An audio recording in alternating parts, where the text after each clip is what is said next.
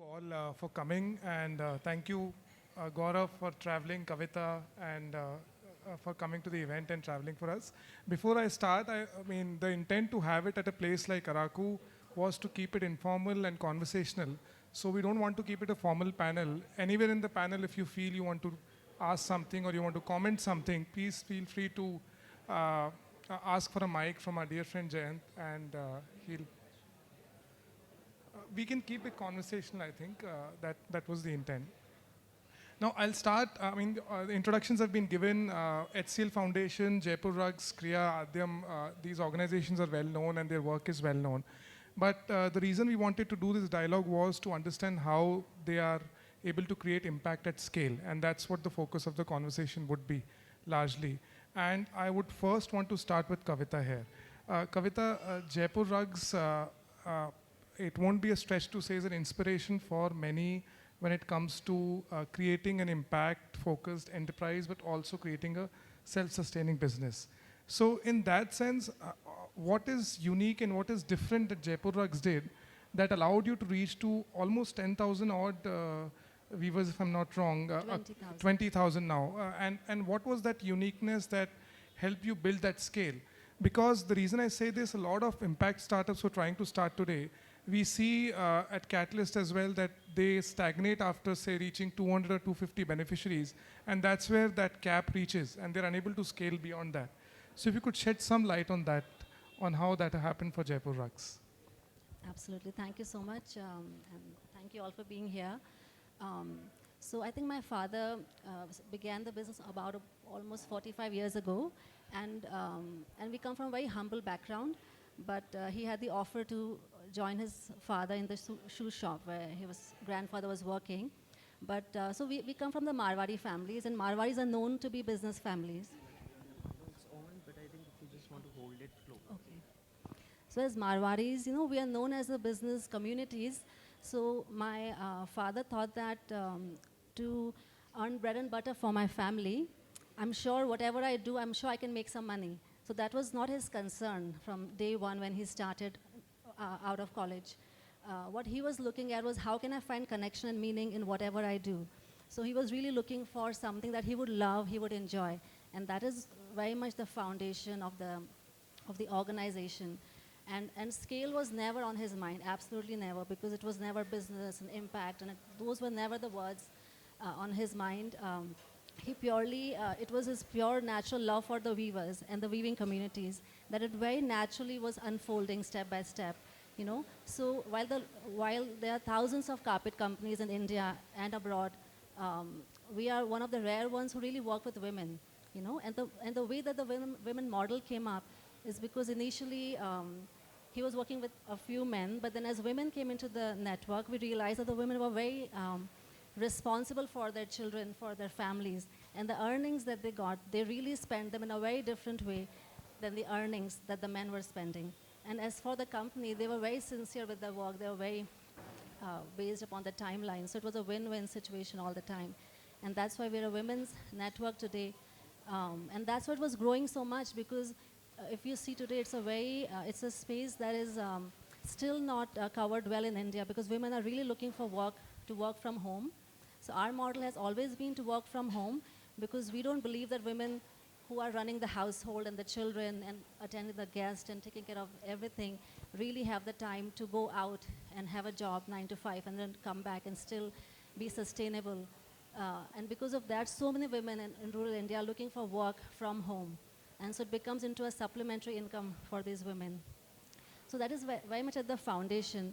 And also for us to recognize all the time that about oneness in the humanness, right? No? So our weavers, we always treat them first as humans before like the carpet industry really made them into laborers because it became into a very transactional, very commercial activity. All that the businesses were interested in was, making money and, that's what everyone does.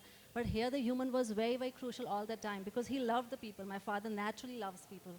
And that is to make them happy and then get the work done is how we would want to sustain. And at the same time, the customers who are buying the carpets, who may be from all sorts of amazing backgrounds, they are also human, to recognize that. And so we are just a platform to connect that humanness and those human emotions. That is at the thing. And just one more thing in terms of scaling up is my father's passion for the weaving communities. And when I joined the business, I have a great sense of design. So I was really able to scale up in terms of bringing contemporary art to the old industry. And then my brother had passion for marketing and retail, so he really took it in that direction. So I think also with multiple skills in the family, it happened. You know, And- because you mentioned women and why, and I wanted to briefly touch upon this particular aspect because you have a series called Manchaha Rugs, which is really, really interesting on how women, I mean, if you could tell us about how that came into picture, because it's a very, very interesting story which I've heard a few times, and if you could tell us how that came into picture with the women and human emotion combining together.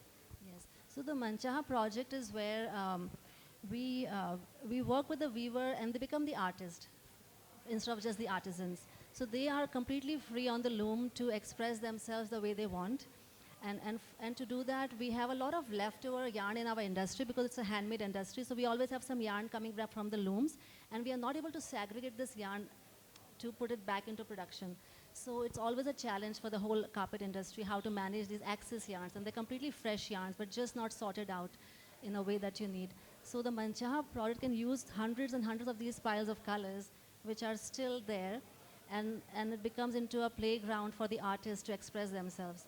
Like a commercial carpet can have 10, 15 colors, and that's already a lot for the weaver to really manage. In Manchaha, you can have 30, 50, 80 colors. There's no tracking. They become like heirloom carpets. So the women who, when we started the project, the women, when they were asked to just express themselves and just weave what they wanted, they couldn't believe at all. They were like, are you sure you're going to pay us and still let us express ourselves? And we were like, yeah, the company's going to take these carpets. Don't worry about it. But over time, it became such a passion because so many stories began to come. And the whole humanness, which was hidden until now, because carpet was a product, it was a commodity, there's a price tag, you like it, you buy it, you know. And suddenly the human emotions came forward because they were full of stories from their homes and their societies and their dreams and their childhood memories. All these began to surface with these, and the photos began to come into the public space. Who are these people behind the scene? And so many stories we've never heard, and that can happen, you know.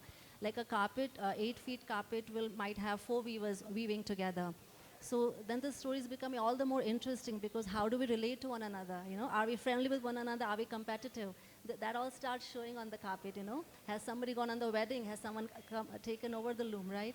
So all those beautiful stories happening in the village landscape began to come in front of the world. I remember one rug that you had shown where a husband and wife started weaving from opposite ends, and both of them woven a different story of how they met each other and how their wedding came into picture. That rug is called Savan Ka Lahariya. So actually, luckily I was on the loom that day working with the weavers. And you know, the husband who weaves about 6 hours a day, and the wife, she has a little child. So she's only weaving 2 hours a day and taking care of the household. So the husband said, hey, let's make a really beautiful carpet together. You know, it's going to be amazing. That was the first Manchaha rug. And then he starts making these very perfect rhombuses at the bottom of the carpet. And his wife is making like a very jagged, broken kind of lines, like a Lahariya pattern on the 2 feet of her section. So the husband is like, hey, why don't you copy my pattern? It's going to be such a beautiful carpet. Like, look at the perfection of my patterns. And then the wife says, no, you know, I just like my Lahariya. I'm really inspired by my sari and my textile. I just want to do this. And he tries to convince her several times, and she doesn't really agree. So he finally goes to his neighbors and asks them, guys, come over, let's see, you know, what do you guys like better? You know, this very beautiful rhombus is perfect, and here all this other kind of unusual pattern here. And they all surprisingly tell how much they love the wife's side, you know. And he's completely shocked because he was so sure he had the right pattern. And then he bows down to his wife, and this is literally a story in Ajmer district, which is very, very male-dominated, and these are very remote villages, okay? He literally bows down to his wife and says that I thought I was the artist of the family, but you are the artist of the family, you know? And this rug I'm going to dedicate to you. I'm going to stop making these patterns. I'm going to borrow your pattern. And then we're going to start weaving this rug together in this, in your inspiration. That's super inspiring. Well, fantastic story. Thank you so much, Kavita. And we'll come to more such stories a bit later. Gaurav, I want to come to you because we met 3 years back, probably, when we connected with HCL Foundation. And one thing that uniquely clicked with us was you're one of the very few CSR arms which are focusing heavily on crafts and artisans. There's very few who have a thematic focus on crafts and artisans. You have multiple partners across the country, which makes you travel once a week, I'm assuming, to each or the other location for the same. So how did that come into picture, Gaurav? How did HCL Foundation realize or find that, this is the space we want to have such a large focus on? And how did that scale up at the level which you are today? I'm assuming there are 100 plus partners, if I'm not wrong, Yes. working with HCL. Yeah, 200 plus. 200 plus partners, and you organize a beautiful conclave every year where all 200 come together with their own stories. So if you could talk about how that scaled up for HCL Foundation in a thematic area which is generally not a focus for most other large CSRs out there. Hi, Of course, good evening. except you and Aditya Birla for sure. I mean, yes, please.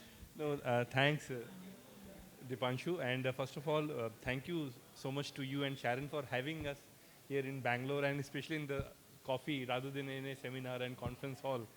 I was talking to my colleague that this is a very unique space that we got. I mean, generally we go to the conference hall and all, and we have the seminar and go back and have lunch and go come back. This is a unique space, and especially we can have the ideas together, and we can discuss more about it. Coming to, let me give you a little brief what HCL is. Definitely most of you know. HCL Tech is the third largest IT industry in the country, and we have around 2.5 lakh employees across India and outside the world. And coming to HCL Foundation, we are the CSR arm of corporate social responsibility of HCL Tech, and we are there almost like 12 years. Before even the ministry came with a law, and we started the CSR activity. And talking about craft and all, definitely HCL Foundation always work in the inclusive development. We have a different thematic, education, typical like any CSR have, health, education, early childhood care and development, environment, disability, everything. We were working in a very small scale, not with art and craft per se. We are working with a self-help group, a smaller producer company across the country. In fact, we had a small project with Jaipur Rugs also in Hardoi when we were working in Samudai that time. That idea actually came during the time of the COVID, when COVID stuck, and entire theory and entire design principle got changed, how we work actually at the scale and everything. Since it's a tech company, we always wanted to enter into the tech space of bringing all this smaller artisan and smaller producer into the tech space. And I would say the COVID became the blessing in disguise, where we wanted to bring all the artisan, all the weaver, all the small producer into a technology so that we can reach more geographies, more space and more online reach for that. But obviously that was not an easy idea, because definitely the way artisan work, they do not have access, they do not have that reach, they do not have that technology also available. So we decided to start a platform called My eHeart, which is an online e-commerce platform, and very similar to a model of Amul, which is artisan to customer. And all the profit and everything goes back to the artisan. And since it's a CSR initiative, so all the commercial and everything taken care by the CSR space. And the idea that we wanted to give a technology or platform which can be less barrier to the artisan, so that they should not be getting blocked by any compliance, especially when you try to onboard any of the artisan into any other e-commerce. They have to have a lot of compliance document like GST, proprietorship and all those things. We wanted to work with a small artisan who do not have that capacity, which they are able to earn, let's say, 50,000 a year or so. So we wanted to touch upon base that. And we started with almost, I remember, almost like 200 artisans that time in the country, and almost like 5-6 partners across. One idea which came during that time, because we never did it, HCL never entered into that space, so we had an inhibition whether this would be scalable or not.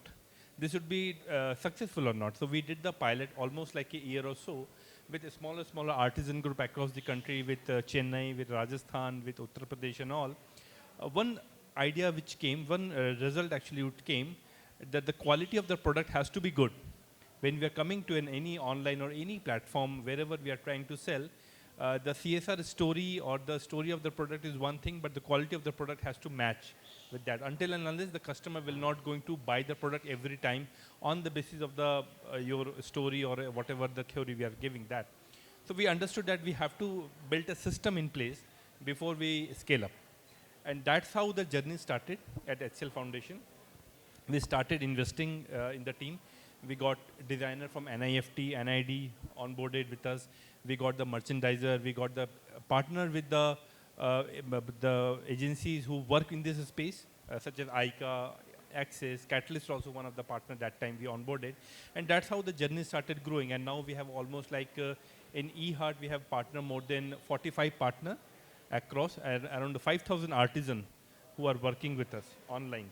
And these artisans are not limited to any one e-commerce. What we are trying to do, we are trying to build a ecosystem to strengthen the value chain of the art and craft sector. So it's not only limited to one area. They should be able to understand the pricing of the product. They should be able to design the product. They should be able to storytelling also, very, very important. That's what we are missing. They're able to do the documentation. They're able to do the photography. So it's an entire holistic development of the artisan. That's how the scale started coming. And before we actually wanted to scale, we wanted to set up a system in place. We wanted to make sure that a standard operating procedure should be there. And definitely through technology, we developed an app, we developed a mobile application, the platform and all. It became very robust for them. That's how the scale started happening. And fortunately, it's still growing. One quick question I had was, a lot of times CSRs look at numbers to justify the spending and look at quantity a lot of times, how many beneficiaries and how many, in terms of numbers, impact has been created. What is the DNA that allows HCL to continue to invest in crafts, even though we know that the returns that come for crafts take a bit of a time as compared to, say, setting up a primary healthcare center or setting up a school? Those kind of CSR initiatives are fastest to see result because there's physical infrastructure that you can build and you can implement. Right. So what is that core DNA that helps HCL to continue to invest in this space? Right. I would say that definitely comes from the leadership. Definitely our chairperson, Roshni, Dr. Nidhi, who was very much on board when we started this initiative. And in fact, this initiative was never part of the agenda. In fact, we were deliberating, I still remember we were deliberating with Nidhi that whether we should get into the space or not. Because as a CSR, it's a very thin line to get into the e-commerce. And that money should agree. That how do you kind of define the profit and all? It's so difficult. So we took that challenge, fortunately. And in the CSR, there is a compliance called impact assessment. And that is mandated by the ministry that we have to do. And I'm very happy to report that we have a SROI, social return on investment on the eHeart project, almost like 1:5, 1:6. So it's not only about the numbers. We always aware that whatever we are doing, we are not going to get immediately. Like for any, let's say we build the school, we build the healthcare and all, what you say, we wanted to be there for good time. That's what HCL always believes. We are not a typical CSR that we go there for 1 year or so and we exit. We have a partner, Kumar is with us since almost like 7-8 years. We have a partner who is with almost 10 years. We understand any development work takes some time to get into the result. And especially with the work of this enterprise, when sir was talking about enterprise building, we believe that whatever we are starting, it should be having some business model. It cannot be one of the thing we go there and come out. So it has to be some business sense. We has to be some business model. That's how we wanted to do that. That is our, I would say, return on investment. Thanks, Gaurav. And I'll just repeat, in case you have any comments or anything, please let us know and we can, during the conversation itself, we can have those taken up. Sir, to you now. And Krea's vision was Vagul sir's vision, if I have to say. And sir, how did this vision come in? Because starting a university in liberal studies at a time when most graduates are looking to still be a purely engineering or purely business graduate, and India still does not have a big pool of liberal studies university who are excelling at the global level. So how did this Krea model was envisioned, and what was the kind of motivation to build this at such scale? Because building a university is no small task. So if you could shed some light on that, sir. Yeah. So before that, I just want to make one comment about what Kavita was talking about. So many women being employed, which is very interesting. There is one example of this Arvind Eye Hospital. I'm sure all of you would have heard about that model. Arvind Eye Hospital has 94% women. And 60% of the women, the leaders in Arvind Eye Hospital, are women. So which is, for that industry, you cannot generalize it and say most or all companies should aspire to be in that category. But in that class of service providers, they are the platinum standard. So one of the things that we did, this is something that we learned when Cognizant Foundation was funding that hospital. We said, hereafter, shall we ask companies, whoever is coming, large organizations, just present a simple 2x2 matrix.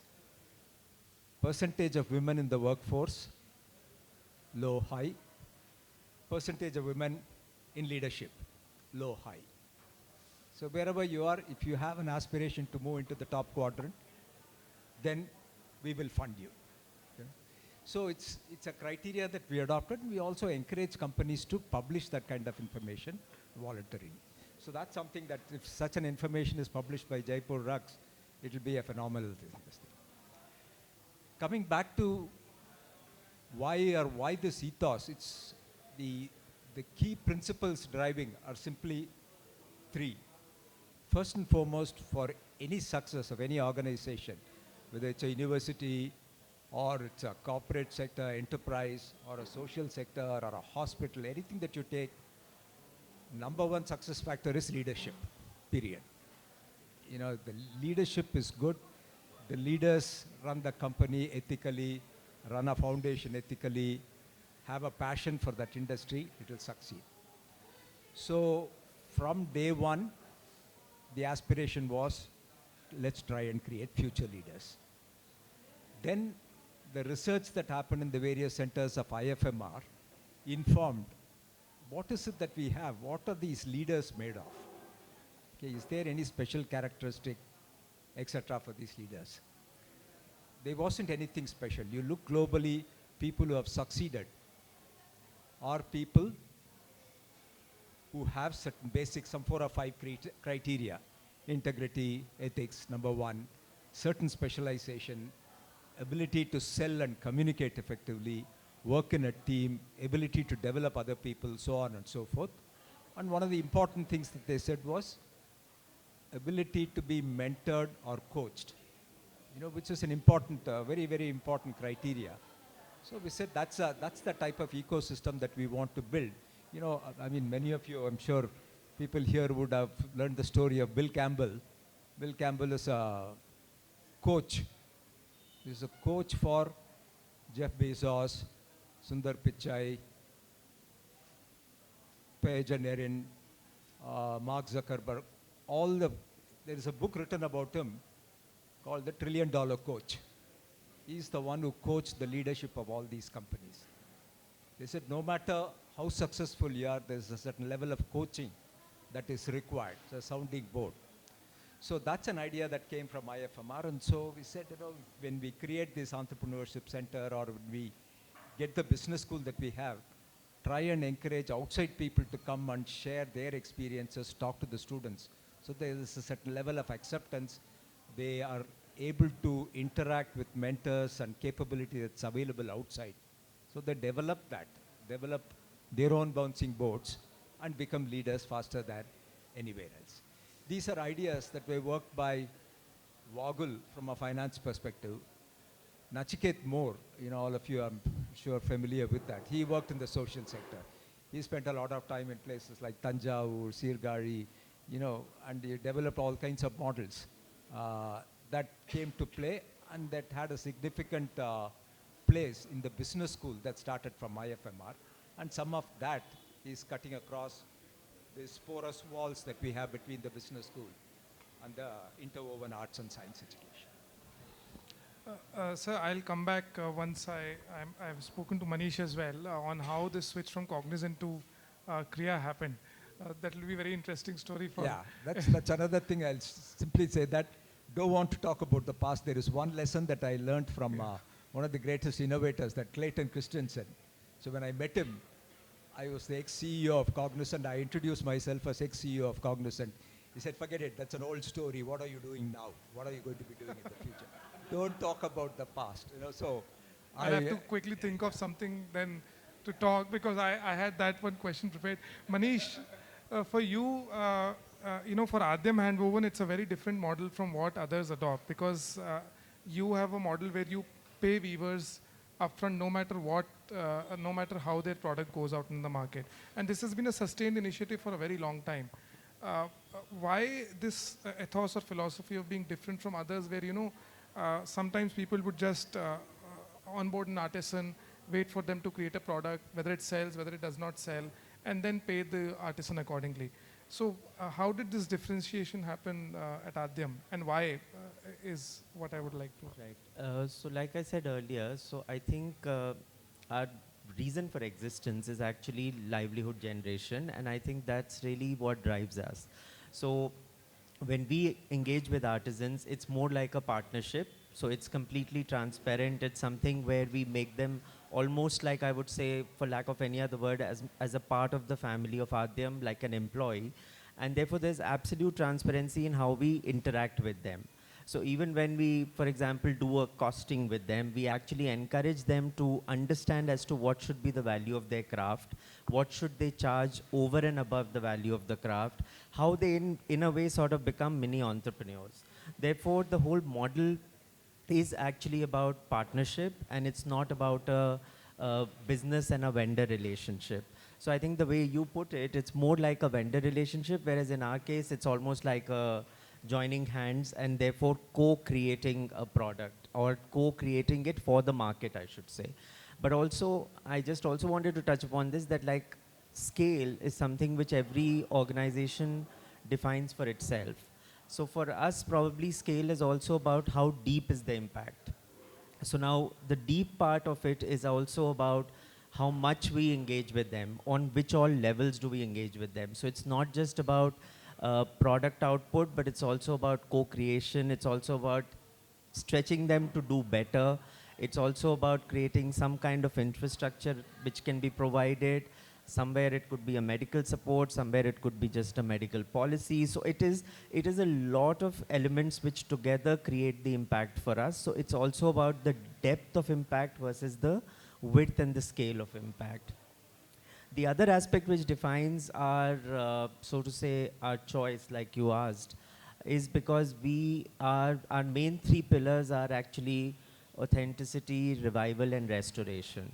So therefore, with that in mind, we are not a typical, let's say, a training program. When it's a training program, then numbers matter, because the more you train, the more you sort of create people who will therefore go into the future with business ideas. Whereas in our case, we have to be discerning in terms of who we engage with, because now we are really trying to create the best in the world class. And like you mentioned about the quality, I think it is a big issue in the craft sector that people do not necessarily connote quality with craft. And I think that's one of our another objective, to give craft that status, and I don't want to use the word elevated, but give it the right status, that this is how quality for craft is defined. And maybe the third thing I should say is that our numbers as to how many weavers we impact, which is close to around 300 today, 300 plus, is also determined by the front end. So like I said earlier, that we wear the commercial hat all the time. Even though it is a do-good kind of initiative, but we never lose sight of the commercial angle. So we only engage as much as we can sell. Rather than actually engaging and then looking for the market, it is important for us to create that balance between the consumption and therefore the production. Because I think a lot of times a goodness can result not so effectively if you do not produce as per what the market is able to consume. So then it's like a one-sided effort. And I think, of course, Jaipur rugs is an inspiration as to how they've grown from wherever to now, and everybody would aspire to have that kind of legacy and that kind of numbers. But I think what I did like when you use the word organic, I think it's very important for any such objective to have a very organic growth, so that you don't chase anything, but you chase whatever is meant to be as it turns out organically. So yeah. For Aadyam, what are those non-negotiables? Because a lot of times, there's a tendency among potential consumers to not buy product because they feel it's overvalued or it is overpriced, whereas they don't realize the amount of work and hard work that goes behind the scenes when it comes to a weaver. So when Aadyam is dealing with consumers, not with the weavers, what are those non-negotiables where you feel like beyond this we really won't go? Right. So it is a tough area, and which is why we've taken on this route of complete storytelling, because... And by the way, I had the same for Kavita as well after you yes. So we've taken this route of storytelling because I think it is important to, like I said earlier, that give craft its status. I think status is also through the stories we tell. The amount of information that the customer gets actually makes them convert better, because that's when they realize the intrinsic value, because otherwise if you look at it just as a product, then the comparisons are bound to set in. So one is the storytelling part, and the other part is obviously about authenticity. I think there are so many people, and I'm only talking about our space, which is handloom. So many people, and I think even the customers are really confused as to identify how a handloom is different from a power loom or whatever be the. So authenticity is something which I feel always the customer finally definitely sort of falls for, because that's what they believe, that trust that they feel when they buy an Aadyam product. They know that now we are buying into something which has been authenticated. So I think that becomes a very important point for us to never compromise on, whether it is in the process, whether it is in the outcome, whether it is in the storytelling. Every aspect, authenticity is extremely important for us. Kavita, how does that work for Jaipur rugs? I mean, because as you said, there are hundreds of rug companies within India, outside India, who are producing machine-made rugs and far, far cheaper than what probably a Jaipur rugs would sell for. But then the consumer ultimately goes in and buys a Jaipur rug. So what are those non-negotiables for you when you reach out to such a consumer in terms of product or in terms of... And in terms of, one of our non-negotiable is we are constantly asking ourselves the question that what are the changing needs of our customers? From the very beginning, my father has never lost sight of the customers. Even though we love the weavers, but that doesn't mean, we just lag behind on the most important criteria, because we cannot exist without the customers. So that is always a non-negotiable in the system. And apart from that, there are many.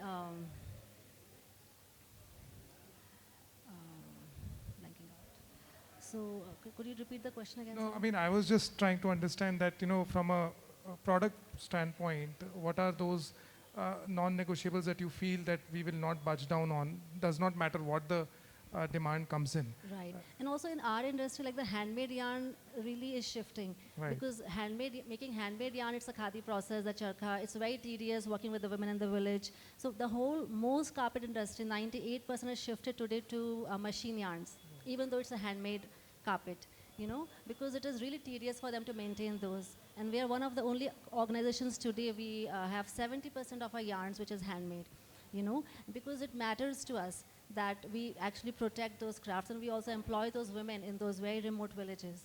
So it's a non-negotiable for us to not just have shortcuts. It'll make our rugs cheaper, but that is not the way for us to sustain our communities. And also, for example, we support a lot of Indian wool. The Indian wool has been very defamed in the market. There's very short fiber, it's shredding. But we buy really long staple Indian wool, and it supports thousands and thousands of shepherds, And most carpet companies today are working with imported yarns, because you can buy much cheaper yarn importing them in that way. So we always want to make sure that our ecosystems are thriving and available, and that we just for shortcut, because honestly today like hundreds of shortcuts are available for us to choose from, And anytime we can go forward and make it easier as a company, as an industry, they're really available because the whole industry is doing that, you know. But we want to stand by the fact that because that is what we love. So, so the authenticity, like Manishji is mentioning, you know, it's very, very critical because you're very tempted all the time to just let go of the hard work. Sir, I wanted to come to you for, you know, how do we motivate students and encourage students today to take up roles and responsibilities in social enterprises such as, say, Jaipur Rugs or even Aadyam or HCL Foundation for that matter? Because ultimately 90% of them still want to go to the big three consultants or big fours or, you know, go outside for higher studies. But how do we, I mean, especially because Krea is a liberal studies university, how do we encourage and motivate students to work for such organizations which are kind of building on the inclusive development 2047 vision that the government has set out to? No, ultimately the choice is left to the students. Yeah. If all 100% of the students coming out of Krea get into the corporate sector, not a problem. You know, it's a choice that they make. So, I mean, what is it that they have? They have basically three choices. They can get into the corporate world, which is where bulk of the students go. They can get into the entrepreneurial world, startup system, be part of some startup companies, etc. Or they can pursue academics, research, teach, create new knowledge. I mean, these are the three basic choices.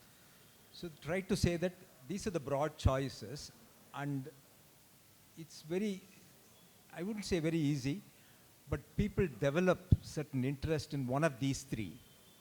And counselors are very good, and the teachers and professors are very good in identifying who has got that spark, that entrepreneurial capability, that drive, that initiative, etc. And so they broadly know who will succeed.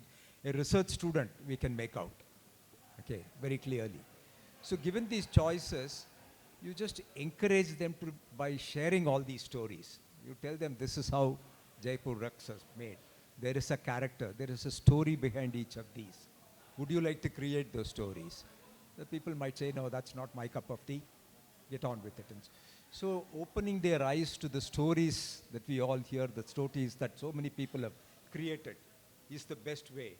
Giving them the option so that they can make the choice and decide what they want to do. So as educational institutions, do you think we are still limiting that kind of an exposure? We are still not there where these stories are really widely heard among students? Yeah, I would say given our heritage, given where we are as a university, we probably are giving more stories than some of the other institutions, but there is a lot more that we can do, surely, yes.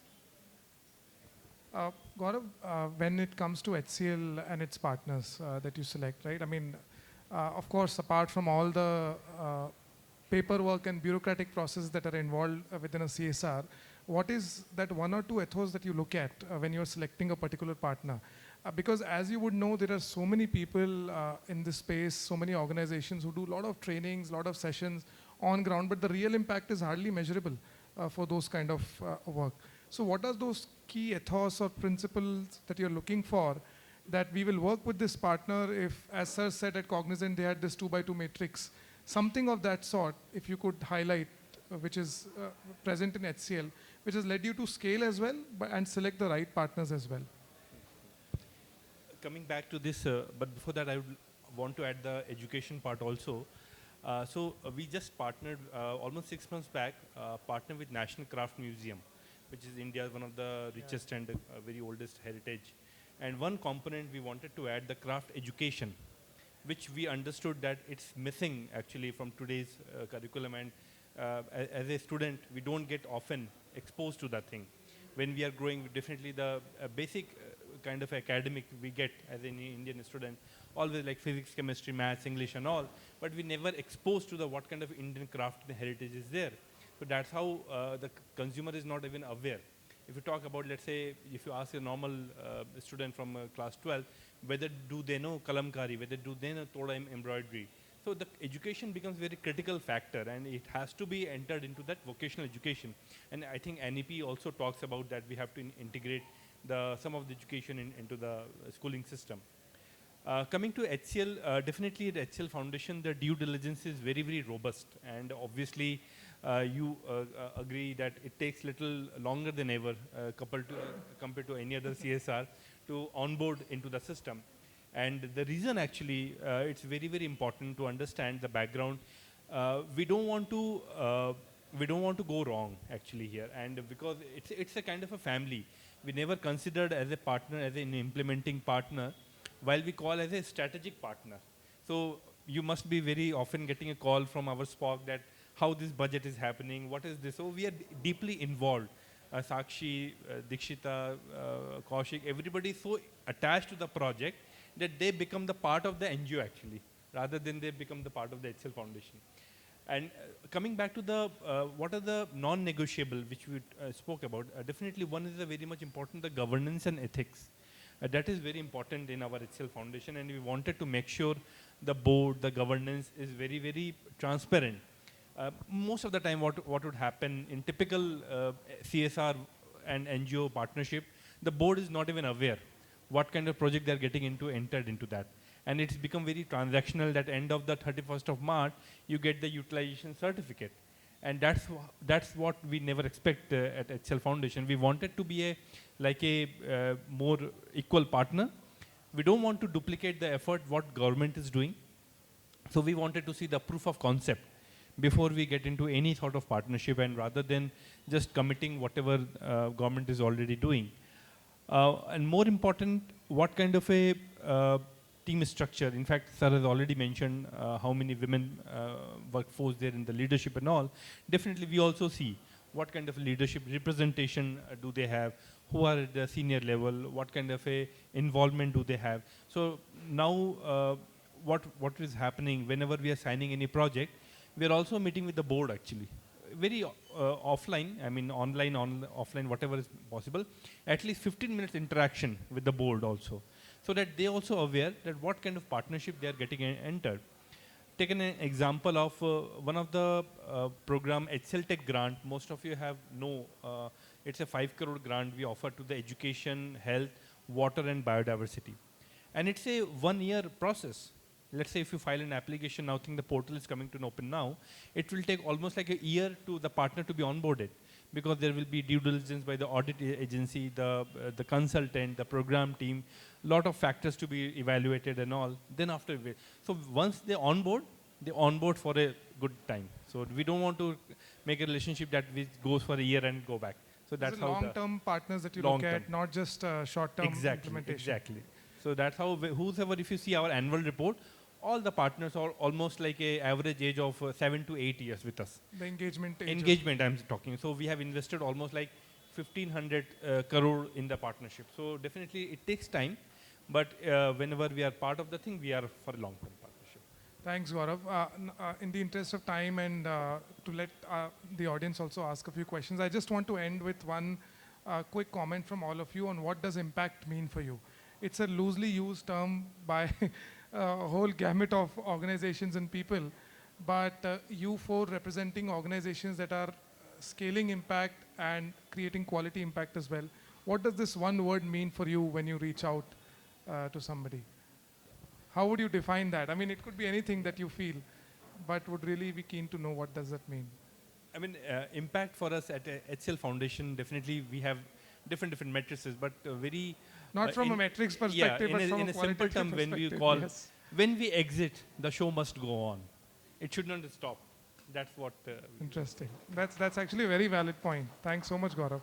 So, what would that mean to you from Krea's perspective? No, Krea's impact in the... overall perspective that I can say, see, 40% of our country's GDP is MSME, contributed by that, and that's the sector that contributes to the greatest employment generation. If these are 5 people companies, 2 people companies, 20 people, 50, you know, complete variety, micro, small, medium. If in 2, 3, 4 years, double the employment in this sector, it will solve, I mean, unemployment is one of the biggest problems that we have. If you're able to double, which means at each level, a small company of 5 people, if they grow to 10 people, 50 becomes 100, etc., then we would have made a huge difference. So for that, you'll have to start from the bottom. You're saying that craft is one area. In craft, we've got a 20,000 people Jaipur rugs, and Manish is supporting 300 people. If 300 becomes 600 in the next 2 years, you've added so much. Okay, 20,000 may not become 40,000, but if 20,000 becomes 25,000, that is contributed. Yeah. There's some other sector that can contribute to more than Much doubling, higher, etc. So looking at it from that perspective, then it's, creates greater employment, multiple sectors, whatever the sectors are. Manish, I would come to you now. For Aadyam and for you personally as well, I mean, heading Aadyam Handwoven, what will impact mean for you? So yeah, I was thinking, I got some time to think Yeah, about I it. put, but he gave a brilliant, gave a brilliant show must go on So tag. I think for us it is about creating a relationship and goodwill that they can continue to, sort of cherish. And I think an example of that would be that every time we go back to a cluster, the weavers introduce us to more weavers because they've sort of seen effectiveness, because they've seen benchmark. So I think even if the numbers are like one weaver introducing another weaver, I think that fact that they've believed in us, they've trusted us, they've understood that we are doing something right, that certification is, according to me, the best Trust of the weaver basically Yes. is. So that becomes the best impact element for us. Kavita, coming to you, and after this I want you to share the prison rug story as well if you could, because that's a brilliant one as well. But if you could define impact, what does it mean for Jaipur rugs and for you? Yeah, for us, impact really is only one word, and that is compassion. So in our system, we understand compassion, and then for the world, they see it as impact. And I mean the whole weaving community. Because without compassion, we don't know who they are, and if it doesn't matter who they are, then we don't have to exist, right?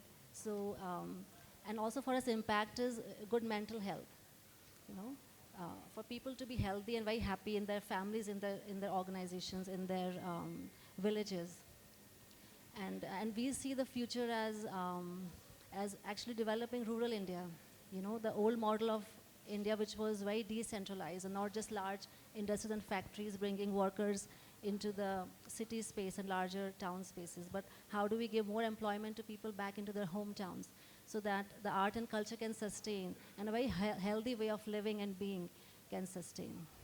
Thanks so much, Kavita. Yes, please. So I just wanted to add, because I was thinking at that time that I think it's important for us to not sell it as a social service to That's so the true. student. Yeah. Because I think that's the company's objective. It's fine if the company wants to do that, and that is a very good objective. But to a student who's entering this space, if the organization is run professionally, if the organization has benchmarks which can be compared to any other business, I think they should come for that. The social objective is an outcome, and that everybody may or may not have. Like every person may not have the aspiration to be a social change maker. So I think the selling of the job has to also change somewhere. Thank you so much to all four of you for being part of this. Quick round of applause for all our four panelists. We'll put up for questions and comments as well if anybody has any. Krishna. Sure. You're audible, yes.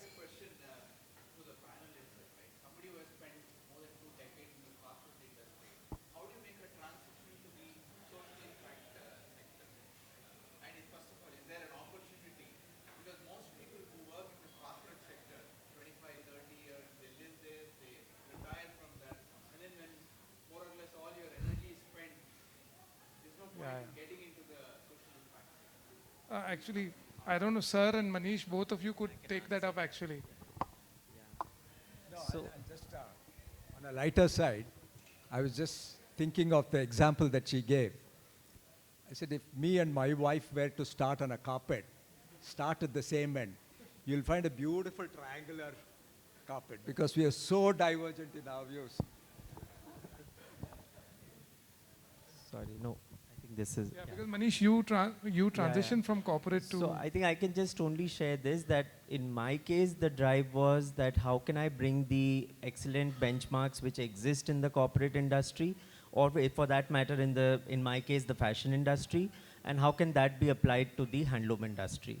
So So there is always a merit in getting people in this sector from the professional, so-called professional sector, because then the best practices sort of travel with them.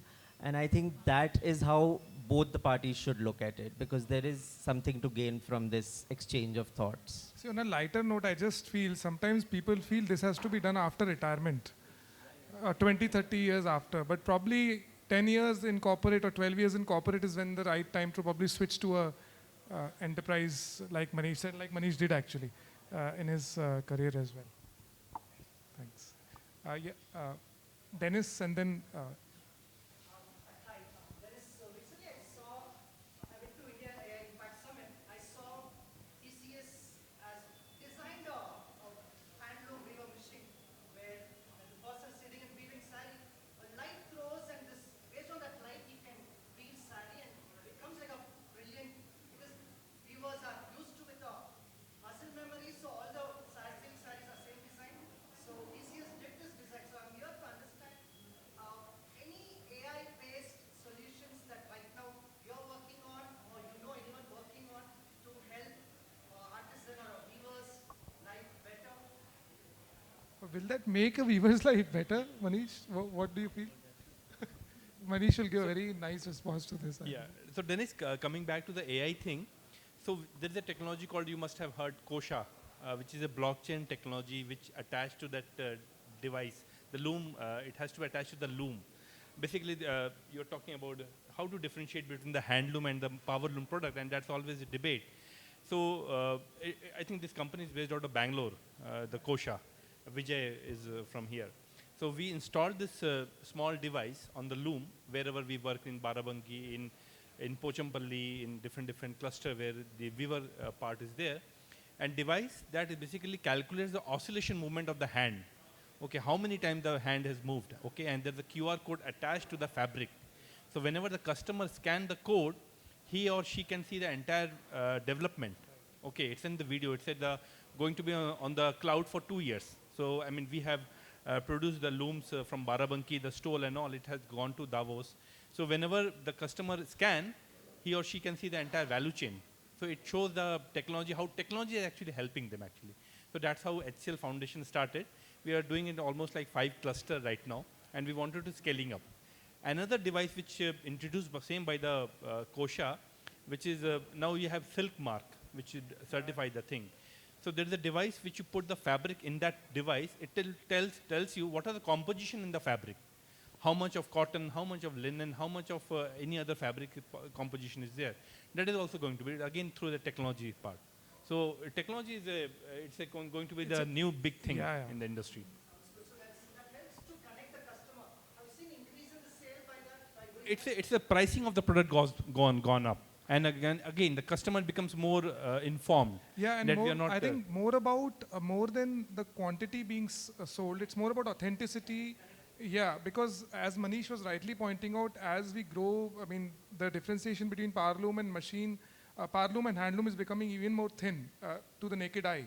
And that is why I think that's where it comes in, where authenticity of the product can be verified. Yeah.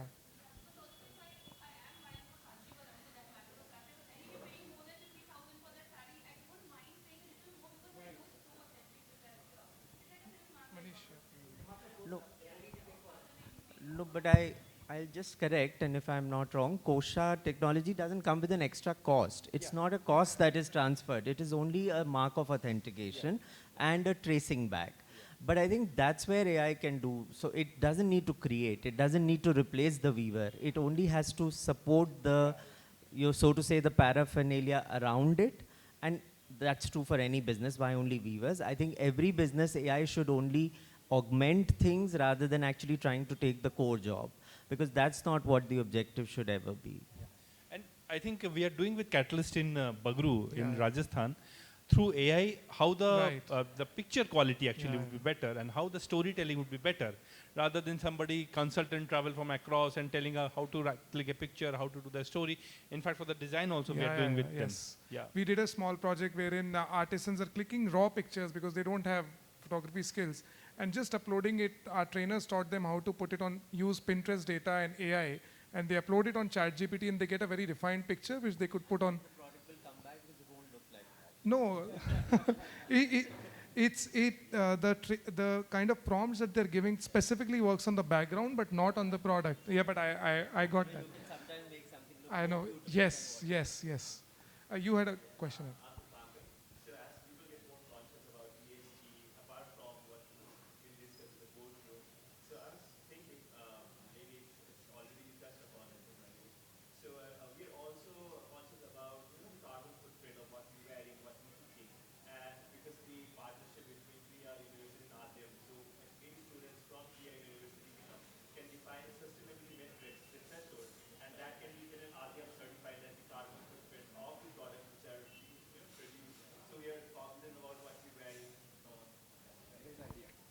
Can that be?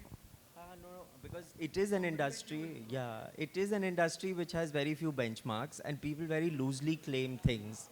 You know, organic is a totally bastardized word. There are so many words which are just used so freely because there is no measure to it. There is no, way to say that you can truly call yourself that or not.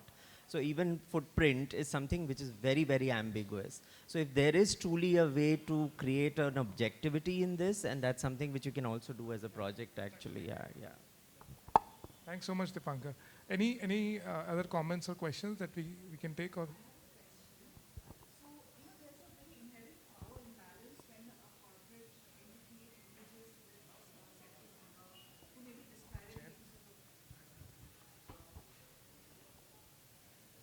There's a basic power imbalance when a corporate entity engages with a weaver in a remote village. So, what are the guardrails do you think are necessary to safeguard the weaver who may not have the clout of the corporate structure?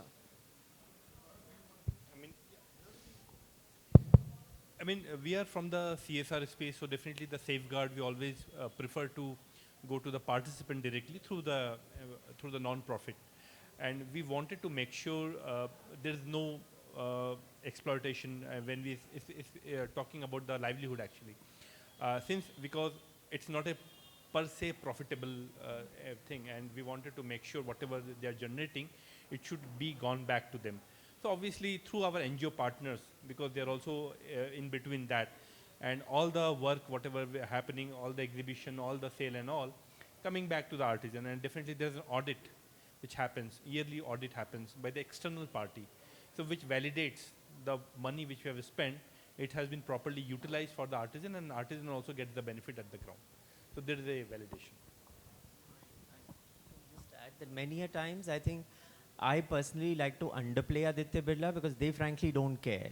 The proof is in the pudding and they want to see that what we are doing, the heart is in the right place. So I think sometimes it's not really important for us to go with that title, and it's most important is to get to their kind of a platform and say talk one-on-one, so that they also understand that it's about partnership and it's not about somebody coming from a higher space to elevate them or to support them. So all this terminology one has to really stay away from. And I I guess think the all these, longevity, yeah, the longevity is also a factor, right? yeah, I mean, if you're which thinking is long what, term, right. it's a No, but all these words like support, elevate, uplift, all these words have to be really stayed away from, especially if you're coming from a corporate, yeah. Thank you so much, Manish. If there's no other questions, we would probably any questions here? Okay, great. We'll end. Yeah, Kavita, you. Yeah. So I actually, because probably this audience would have not heard of that story, so I would really want if you could briefly tell us about how Jaipur Rugs is working with the prisoners and what kind of rugs they are making. That's a very, very interesting story. If you could tell us, Kavita. I think about 5-6 years ago, the officers from one of the prisons, the central prison in Rajasthan, they had come to us that we've heard about stories of your women, and we visited the villages, and they are very happy women. They weave and they earn, but they're very happy. So can Jaipur do something in the prisons so that we can have such a culture? Because people are doing some work, but they're not really happy. They don't not really connected, and we were like, we don't know, but we can try.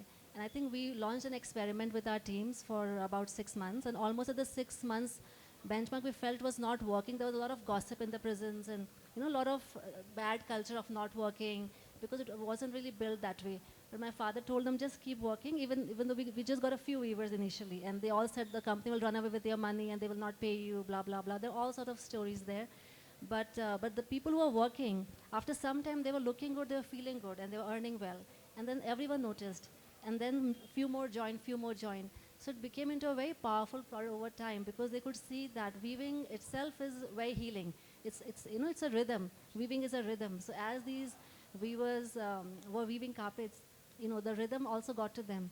But the most beautiful part of the project was that we brought in only the manchaha into the prison. So we said that they don't need to work on the commercial rugs. There's no need for them to just copy manually what is defined by a designer, but maybe they're going to express themselves.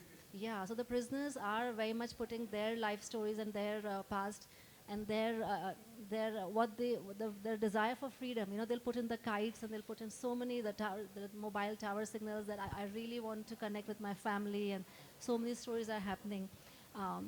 So I think with one prison we had so much success that the authorities came back to us and they gave us permission to work in all 44 prisons of Rajasthan, and that was a really big trust and win. It is still going on. So we're working in about 6 prisons right now. And the government, they wouldn't let us go because it has really profoundly shifted the culture of the prison. Because now they're sending a lot of good amount of money back to their families. They feel very good. But then also, like I said, the rhythm of the weaving, and for them to bring into their stories. And a lot of the interior designers really support this product as well. It's called Freedom Manchaha. So there are more than 600 weavers in this project currently.